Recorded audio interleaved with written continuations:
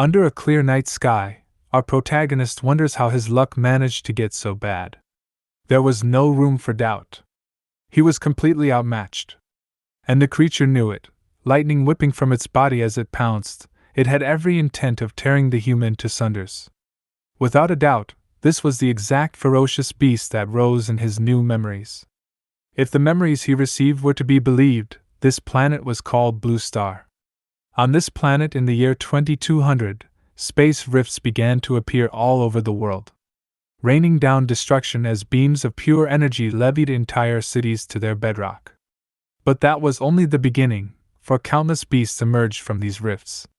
If the initial attacks weren't enough, the beasts made sure their rampage across the world caused untold damage to humanity.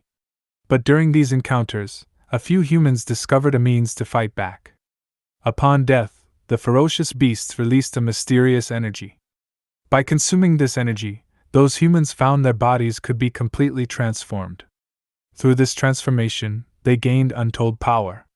Mankind went on to refer to them as the Blue Star Warriors, or more commonly, martial practitioners. With the help of these few brave souls, the human race were able to establish survival bases in the wastelands of the once great society. From these bases, they launched strategic attacks against the otherworldly intruders.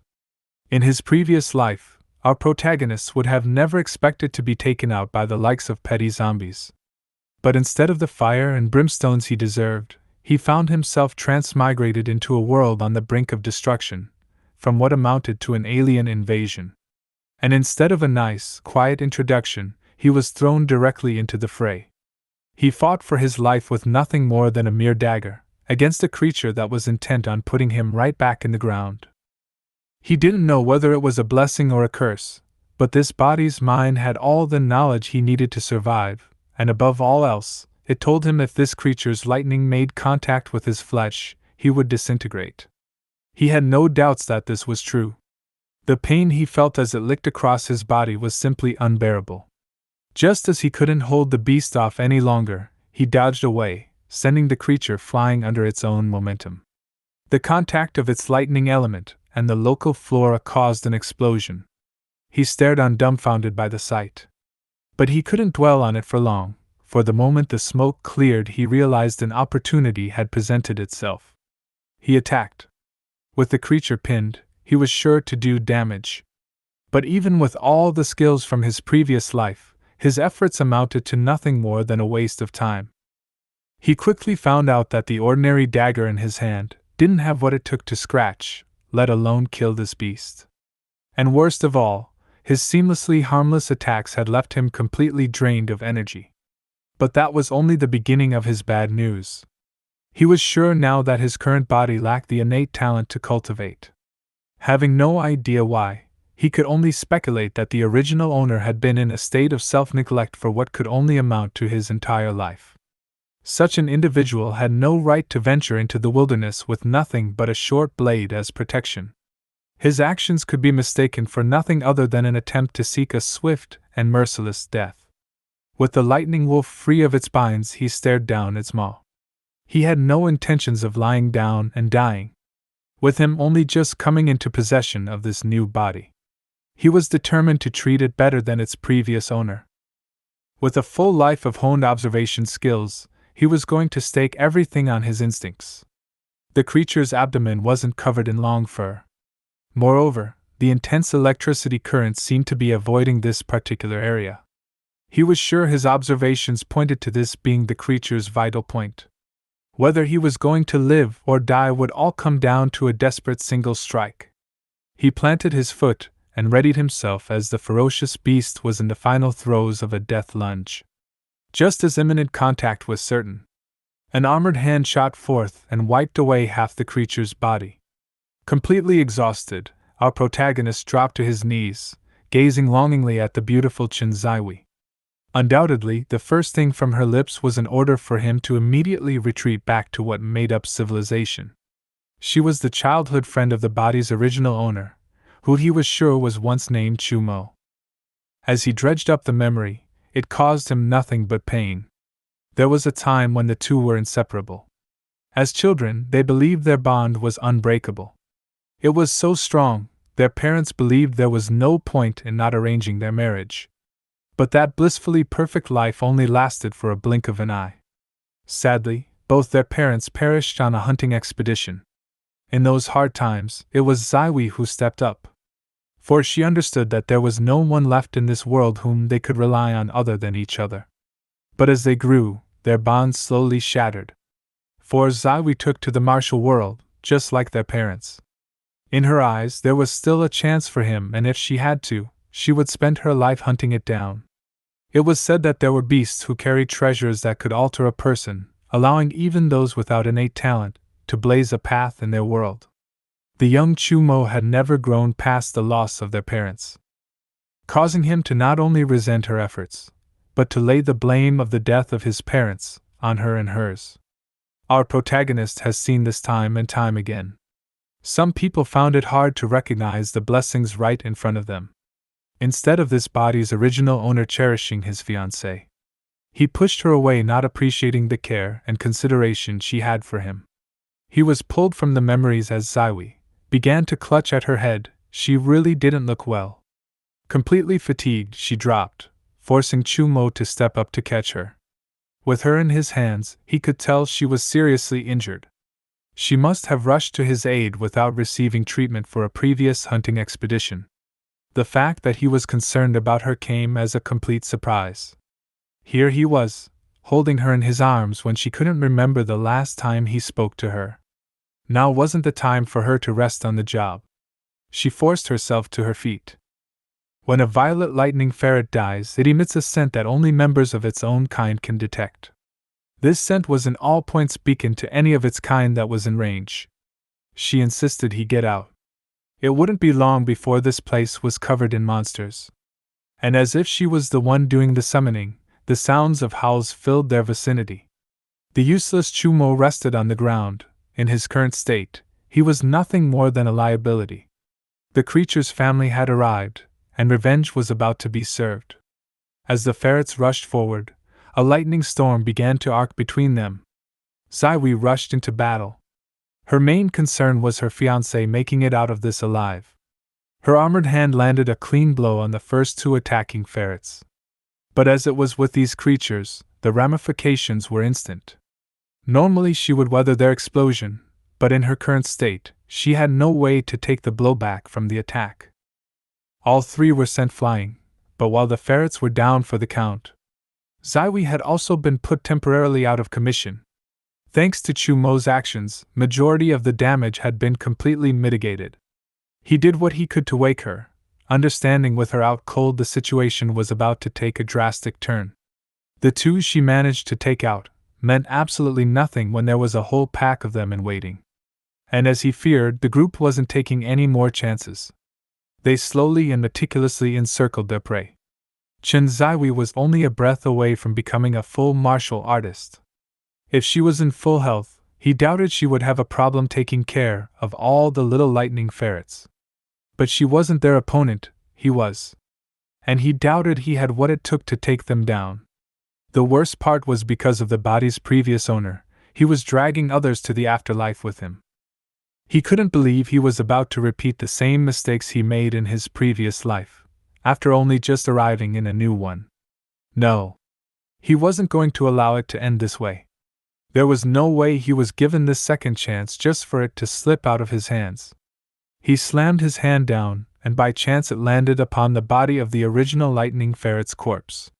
The moment his hand and the body came into contact, a system screen popped before his eyes. In his previous life, this wasn't something that happened. With this, he was definitely treading new territory. Hoarding system activating. Hoarding system activated. Level 1 Intermediate Ferocious Beast, Violet Lightning Ferret. Absorb? Of all the prompts, the only thing he understood was all of this was in relation to the Violet Lightning Ferret's corpse. Now simply wasn't the time for him to be questioning what was placed before him. It wasn't like accepting this would make the situation any worse. So he agreed, shouting the word absorb. Hoarding successful. Obtained secondary lightning attribute talent. Would you like to integrate? The moment the prompt popped up, he wasted no time accepting it. Lightning ripped through his body. sending a shockwave spreading outwards that sent all the creatures flying. Some recovered quickly, while others twitched in the aftermath. Chu Mo was on his feet. He could feel the power surging through his body. Had he really just obtained the cultivation talent from the lightning beast's body? There was no time for him to revel in his new fortune. The beasts had recovered quickly, and from the way they were attacking, he knew that it was now personal. He sent lightning down the half-destroyed blade, amplifying its current. With barely any effort on his part, he sliced through the 4 beasts, leaving nothing but tatters in his wake. As soon as the attack was over, the energy left behind by the creatures began to gather in his body. He could feel the pain of his wounds beginning to ease.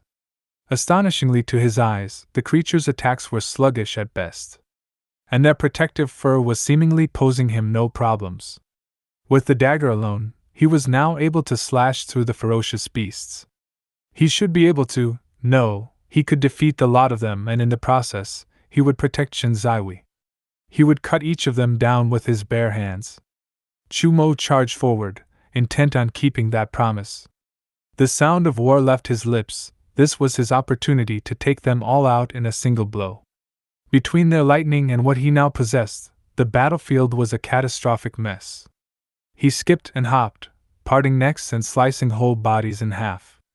With his newfound power, he did all of this with ease, leaving behind nothing but pure destruction. When he was done, there was no joy. It was just the way things were. Survival of the fittest and all.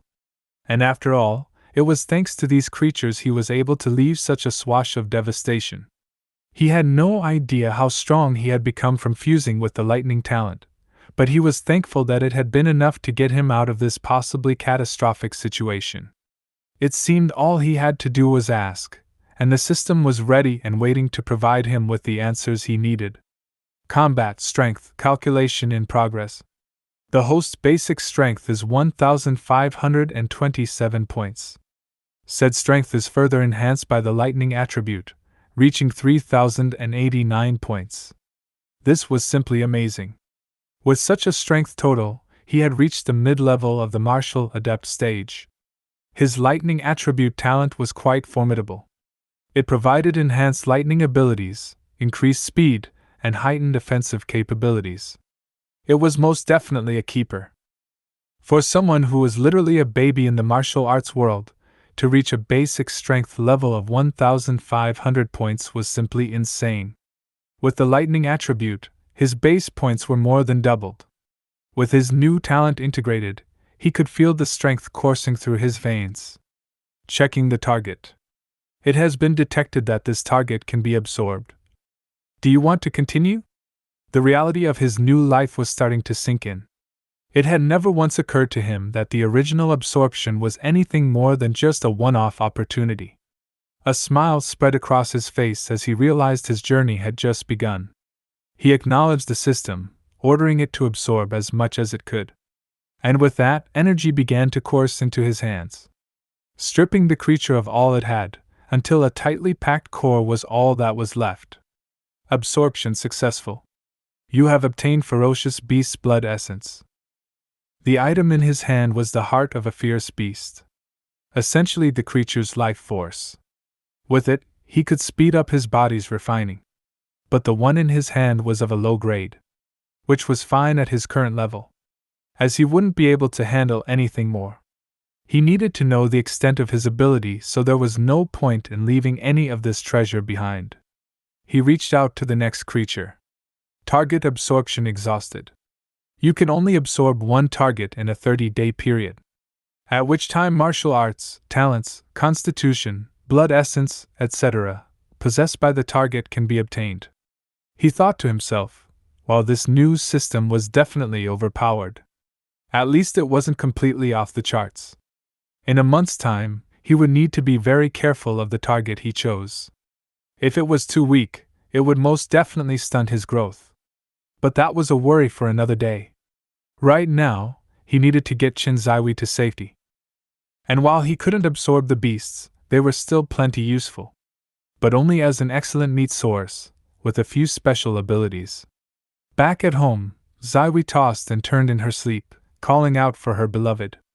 Her nightmare looped over, and every time she failed to save him. Instead of him listening to her wishes and retreating, he fought, insisting he didn't need her pity. And to her horrors, the creatures ripped him apart over and over. It was a complete nightmare for her to lose Chu Mo, the only person she ever loved. She broke free of her nightmare, shooting straight up as she screamed his name. She had gained no rest from her imprisonment in her own brain. And now her head throbbed as a side effect of the nightmares. And the first thing she saw didn't make anything better. Chu Mo greeted her arrival to the land of the living. She was right on time. The soup would be ready shortly, so they could start their meal immediately. The spread was amazing. She didn't know what had gotten into her fiancé. Never once in his life had he catered to her like this. This was simply unbelievable. She had to know if he prepared all of this. And how had he managed to bring her back from that disaster of an ambush? He was taken aback. Who else if not him?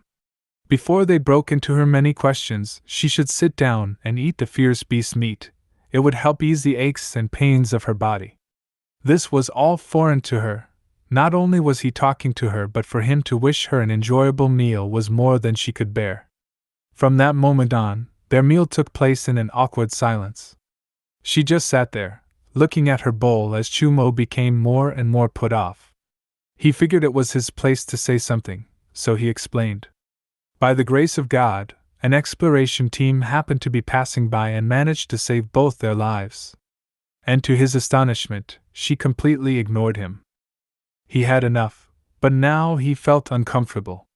He got up explaining that he was done eating, and for her not to forget to wash the dishes later. She didn't feel she deserved his kindness or attention. Until she fulfilled her ambition to make him a martial practitioner, how could she accept his kindness or even look him in the eyes? And besides, all this felt like a dream. Not only did he cook for her, but for him to talk to her like a normal person. She couldn't take it. If it was a dream, she'd rather never wake up. He escaped to his room, realizing the relationship between the original owner and Shinzaiwi had indeed reached a freezing point. They just didn't know how to treat each other, and he suspected it would be some time before he could manage to mend their relationship. For the moment, he should focus his attention on surviving this new apocalypse. If he couldn't rely on himself, how could he be up for lending a helping hand to another? He was going to put all his focus into improving his strength. And for starters, he was going to refine the ferocious beast blood that ran through his veins. Without hesitation, he slammed the low-grade essence against his chest. The experience wasn't what he expected as the blood in his veins bubbled and ruptured, repairing and beginning the process all anew. The process was nothing more than intrusive. But what choice did he have? If he wanted to become stronger, this was what had to be done. He smiled. He really didn't know why he thought it would be all rainbows and butterflies. After all, anything that was worth doing had its costs. Now that that was done, he would have to concentrate on his training to complete the refining process. 1 month later in his makeshift training room, Chu Mo concentrated, focusing his attention on the single point in time and space. He opened his eyes, immediately dropping into position as he released his attack with a punch that sent lightning hurling from his body. The force of his attack sent objects flying in all directions. But lo and behold, he accomplished his original goal. A single petal was released from the flower as it slowly drifted into his hands. His attack power wasn't half bad, but his control of his arc lightning needed further refining. With that demonstration complete, the ferocious beast's blood essence had been completely refined and absorbed. It was time for him to find out if the work he'd put in had been worth it. Combat strength calculation. Basic strength, 2,134 points. Full attribute thunder and lightning enhanced strength, 4,198 points. His basic strength had increased by more than 600 points and his body's meridians had been greatly expanded. And at least 400 points had come from the ferocious beast's blood essence alone. The stats spoke for themselves. It had been totally worth spending an entire month training. Other than eating and sleeping, he spent every moment of his waking hours toiling away at perfection. But his hardships were far from over. If he wanted to rise to a higher cultivation level, he would need better talents. The growth rate of those with the talents he sought were simply unimaginable.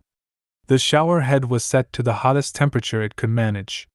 And as he cleaned up, he knew with a continuous supply of fierce beast blood essence, he would have no problem entering the martial realm within a half-year's time. Chumo wasn't the only one hard at work. Zawi also had goals to meet if she wanted to make her dreams a reality. She had to become a martial practitioner. And with the strength level of 8,364, she was almost on the doorstep of unlocking her true potential. But with only a month left before the Academy's hunting trials almost wasn't good enough. The creature she needed to face wasn't a small-time pack of violent lightning ferrets. The two-headed python was a Grade 2 intermediate ferocious beast. It was something only a true martial artist could take on. And to reach that title, her combat strength needed to be at least 10,000 points. Her failure to protect Chumo was really doing a number on her mentally. She couldn't shake the image of him being ripped apart, and luck wouldn't always be there to hold her life together. The nightmare was a simple but effective motivation. She would reach the martial realm. Her beloved just needed to hold on a little longer. The heart of the legendary two-headed python was within reach, and soon it would be theirs. Chumo casually strolled the streets of the Luyang Security Commercial Area. This wasn't a leisure trip. He had a single target in mind, and was determined to obtain it. The market was full of items that simply didn't make the cut. If he only had to put up with the screaming of the hawkers, maybe it wouldn't be so bad. But his system was setting off pings at every opportunity that was presented to it. Target: Grade 1, lower grade, Beast Earth Devourer. Can be absorbed. Do you want to absorb it?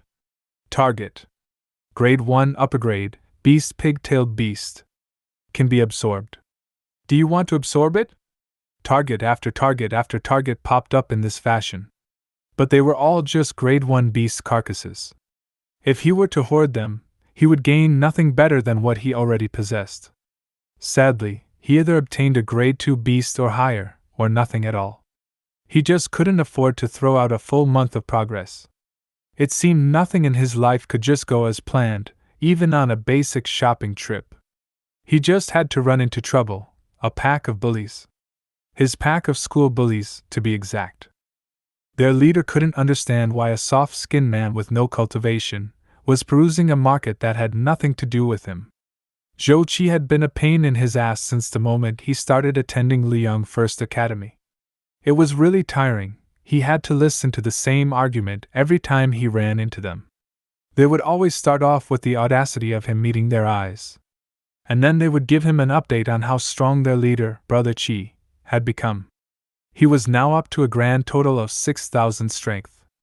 Next, they would remind him that the only reason he was a part of their academy was because of his fiancée. And finally, they would round things off with insinuating that he himself should leave Chen Zaiwei because she and Zhou Qi were destined to be together.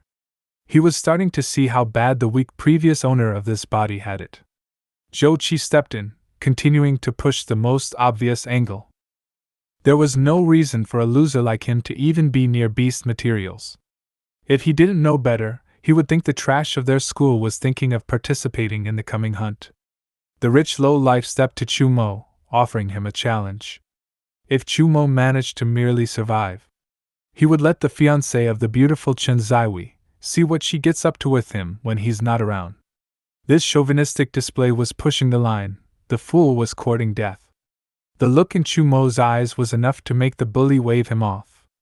He just couldn't understand how a loser, who was relying on the back of a woman to stay in their academy, had the audacity to become so angry. But as it was, it seemed the message was loud and clear. On the surface, a simple threat: in 1 month's time, if the class weakest had the guts, he should participate in the academy's hunting competition. But our protagonist knew when someone was intending to kill him. This alone changed his plans. He would have to get stronger faster. In these situations, it was best to be the first to strike. His search for a Grade 2 ferocious beast hoarding target was tossed out the window. Now, at the very least, his eyes were set on a grade 3 beast. But this made his search much more difficult, if not borderline impossible. The merchandise in the market was all too low. As he pondered the solution to his problem, the market's atmosphere quickly shifted to one of a festival. Everyone rushed to get a glimpse, and the news of the development hit his ears as excited individuals pushed by. A grade 3 beast had been killed.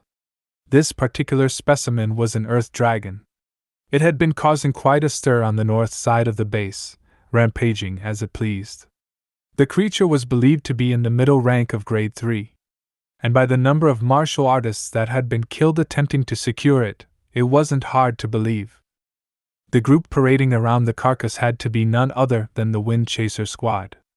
Even from his far-off vantage point, he could feel the powerful presence radiating from them.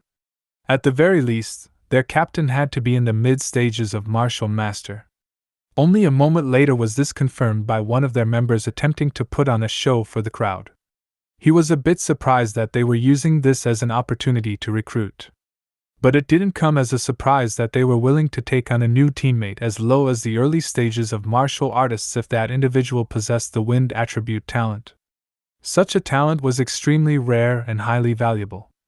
Otherwise, they weren't accepting anyone under the late stage of martial artists. The crowd was simply in rapture over the group. He heard murmuring that ranged from low-end appreciation to individuals who would do anything to join this group. But personally, he was busy determining if this target was worth the heist. I mean horde. Target. Grade 3 intermediate beasts, Earth Dragon. Can be absorbed. Do you wish to absorb it? After all his searching, he had found it. This was the score he needed. This month's target would be none other than a grade 3 dragon of the earth. The onlookers were going to make his job extremely easy.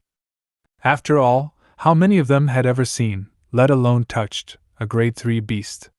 Taking the opportunity that was presented, Chumo reached out and began the process of hoarding the target. Radiant earth energy rushed into his palm, coalescing into an even greater core than his original target. He tucked the precious gem away and quickly turned around to retreat from the scene. Hoarding successful. Intermediate cultivation physique acquired. Should I proceed with fusion? He let the system know that this was indeed his goal, but it was best to wait until he reached safety before proceeding. Chumo had done it. He had set out this day to obtain this month's hoarding target, and had gone way above his expectations. Back at home, he didn't waste a second of time. In his opinion, the sooner he got this done, the better. After all, it wasn't like he was going to be disappointed with the intermediate cultivation physique from a grade 3 beast. He braced himself before forcing the core into his chest. It started easier enough with him feeling the energy rush to his body. But within a blink of an eye, things ramped up. The pain he was experiencing was excruciating. Every bone in his body began to shatter. And if that was all that was taking place, it might not be so bad. But it felt to him as if his meridians were being ripped from his body. If it wasn't for the fact that there was an ever-persistent warmth that spread from his heart, he was sure he would have gone insane. And just as fast as the process started, relief came. His bones and even his meridians began to be repaired. After the first rotation of his body's deconstruction, he began to get the hang of it. Each time his body was broken down and rebuilt, he could feel its strength increasing dramatically. Chumo settled in as the fusion went on and on, repeating itself over and over until his body was transformed. He knew the moment it ended. For his body had never felt so good. He was now unbelievably fast and as light as a feather, unable to perceive a single ounce of weight upon his newly constructed body. He dashed around his training room, reveling in his newfound strength, before choosing a target and letting his power rip. The blows sent the pseudo-armor crashing into the wall, debris scattering everywhere. The shock was evident on his face. He really hadn't expected the results he received. Their intermediate cultivation physique was everything it was cracked up to be. His lightning talent that he had been cultivating for over a month was at least 10 times more powerful with his new body. And he was sure that was bound to increase with training. A good talent really did need a good physique to show its full potential. Combat value calculated, basic strength 2,659 points. Enhance attribute strength lightning, enhanced strength 5,270 points. His cultivation was progressing at an alarming rate. His basic strength had just increased by a full 500 points. If things continued on its current trajectory, Chumo was sure in a month's time his strength would be comparable to that of a late martial adept. He was now sure to be ready for the university's hunting competition. And if at that time Zhou Qi decided to attempt to kill him, he would be forced to reverse things and put that scoundrel where he belonged. Luyang First Academy stands as the preeminent martial arts institution within the Luyang base, boasting an unrivaled faculty of formidable instructors and mentors. Distinguished by its commitment to nurturing the most exceptional talents, the Academy welcomes students who exhibit outstanding academic prowess into its hallowed halls, offering them the opportunity to advance through high school. However, those who do not pass the rigorous tests measuring their innate talents and physical aptitude, preventing them from becoming true warriors, are subsequently transferred to the lesser-ranked Fifth Academy. The institution's dedication to honing its students' abilities is underscored by its regular organization of hunting trials. These trials not only serve as a litmus test for the students' progress, but also offer enticing rewards to fuel their motivation. Today, the grounds of Luyang First Academy are abuzz with anticipation, as the day of the highly awaited hunting trial has finally arrived. A certain bully's hype men were all over him as he made his way through the academy. The group praised his accomplishments on reaching the mid-stage of martial adept and gaining the strength level of 6,000 points. 600 of which was obtained in a little under 2 months. The group believed such a boost was simply terrifying. The flunkies had no doubts that once their leader returned, he would be joining the elite class. Zhou Qi, being the modest individual that he was, insisted his people keep his exploits on the down low. The arrival of Chumo sparked interest in the student body. The loser had been allowed to remain at the academy for such a long time by simply skipping out on the hunting trials. Zhou Qi was one of the first to notice. While initially surprised, eventually, he settled on being thankful that this opportunity had finally arrived. The crowd wasted no time in speculating about Chumo's prospects. Given his apparent lack of talent and physical fitness, some believed it was almost akin to courting disaster for him to consider participating in the upcoming trials. A group of girls engaged in a spirited exchange of gossip, their voices laden with curiosity. They mused on the likelihood that Chumo had already been relegated to the Fifth Academy, raising questions about his continued presence at the institution. Rumors began to circulate, suggesting that perhaps it was his engagement to an elite class student that served as his shield against expulsion. The notion that he might be coasting by on this privilege did not go unnoticed, eliciting a sense of envy among some observers. Even the most well-intentioned comment in his favor, the one expressing admiration for his knack for freeloading, might have been better left unsaid. Chumo took it all in stride. He just couldn't muster enough energy to care about their opinions. If only everyone was willing to keep it at words alone. Zhou Qi couldn't believe the loser had the balls to show after all. Even alone, the douche couldn't help but slander Chumo's relationship. Someone was either mighty lonely or mighty jealous. Luckily, the teachers arrived just as the student body gathered around for a fight. Zhou Qi reluctantly let it go, tossing a parting threat in Chumo's direction. The teachers stepped out of the school buses, ordering the kids to gather around. They were ordered to sign in using their student ID and to do it in an orderly fashion. The details of the excursion would be explained on the bus. Once loaded, the teachers wasted no time getting to the particulars. Their journey would take them to the untamed wilderness beyond the base, a place that sent shivers down the students' spines. The wilds were notorious for their peril, typically frequented only by battle-hardened warriors. Even for them, survival was far from guaranteed. To these students, mere martial adepts, it seemed like a reckless venture into the jaws of death. Seeking to allay their apprehensions, a voice of assurance emerged, assuring them that their destination lay beyond the northern reaches of the city, where the wind-chasing squad had already successfully hunted down the level 3 fierce beast, an earth dragon. Subsequently, more than 10 hunting teams were dispatched by the base to purge the region, eradicating all fierce beasts at level 2 or higher. This collective effort had created a hunting zone with a radius of 20 li, a traditional Chinese mile. It was now inhabited only by level 1 fierce beasts. This location had been chosen as the ideal proving ground for the Academy's hunting trial. Furthermore, the 2 teachers were accompanying them as escorts, and any students who still harbored reservations were invited to disembark and return to safety at once. Finding no takers for this offer, the teacher proceeded to outline the rules of the hunt. Given the official status of this national hunting trial, they would employ a point system to assess each participant's performance based on the strength and level of the beasts they vanquished. The top 3 performers would earn well-deserved rewards, with no prizes for those who fell below 3rd place. The 3rd place achiever would receive a vial of level 2 fierce beast blood. The 2nd place winner would be awarded 2 vials of the same, while the 1st place victor would claim not only 3 vials of fierce beast blood but also a prestigious bronze level martial technique. The rewards caught the attention of all the students. Such items were beyond generous. But as it was, not one of them had any doubts about who would take 1st place. The Academy wouldn't be leaving them without a failsafe. They would each be given a communication token if there was any danger. They were to crush it, and the teachers would immediately head in their direction. He made sure they understood that having such an item didn't mean they could rest easy. The wilderness was still a dangerous place, and they would be wise to remember that. The hunting trial was going to end in 5 days, and only then could they exit the wilderness. In unison, the students shouted their understanding. Not unexpectedly, Zhou Qi had already decided the 1st place reward belonged to him. No one was going to hold him back. Even his boys could get lost if they thought he was going to carry them.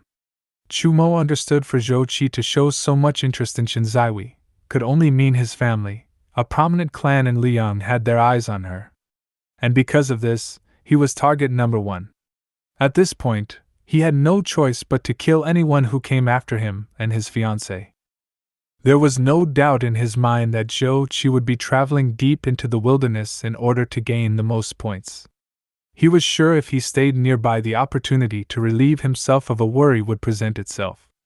As the Academy's bus made its way into the wilderness proper, they were instantly dwarfed by the majestic flora. It was quite a sight to see. None of them were here to sightsee, and the time was now. The future warriors prepared themselves, each ready to get right to work. And the teacher didn't disappoint, instantly beginning the Academy's national hunting trial. The students were off, with Zhou Qi leading the way. The teachers were impressed. For the first time in a long time they had a promising pupil.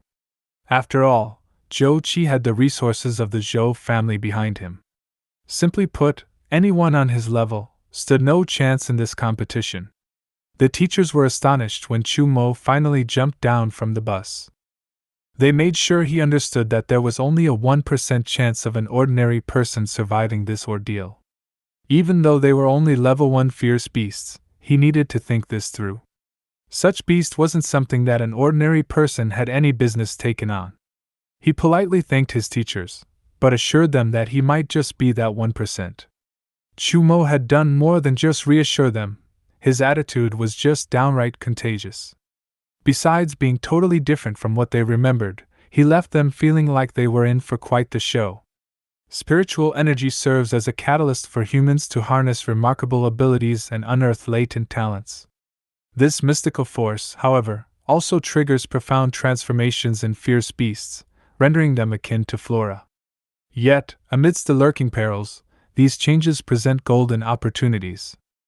At the heart of this challenge, groups such as the illustrious Wind Chaser team thrive by venturing into the untamed wilderness to secure vital resources. Seeing as how he hadn't yet managed to find the trail that led to his enemy, he decided there was no better time to refine his combat abilities by putting down a few beasts. He would have been started, but until now he hadn't ran across a single creature.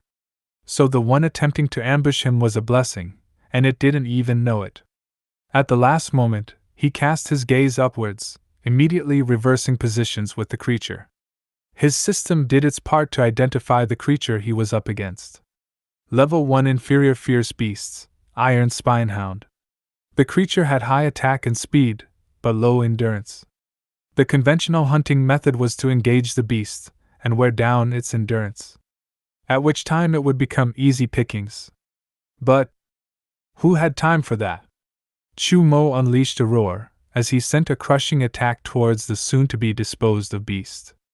After the physique he gained from the level 3 fusion, along with endless training, he was now at a strength level of over 6,000 points, which placed him directly in the mid-stages of a martial adept. Because of this, an inferior Iron Spine Hound posed him no threat. It simply wasn't wise for him to waste his hoarding system on such a low-level beast, which left him with collecting the creature's blood using the methods taught to him by the Academy. It turned out that the appearance of the hound was the perfect catalyst to attract the exact attention he was seeking. A multitude of creatures went on the offensive. Sadly for them, their prey felt that this was the perfect time for their entrance. He was sorely in need of a whetstone, and these creatures would do a great job of sharpening his blade. Chu Mo continued to dispose of the creatures until the sun finally began to rise in the sky. He decided that the level 1 Silver Ring Viper would be his last kill of the night. With it, his total kill count rose to 7. Through the constant battling, he managed to secure 5 portions of the fierce beast's blood. A short break and a single portion of the beast's blood would do wonders to get him back on his feet. The blood was truly amazing.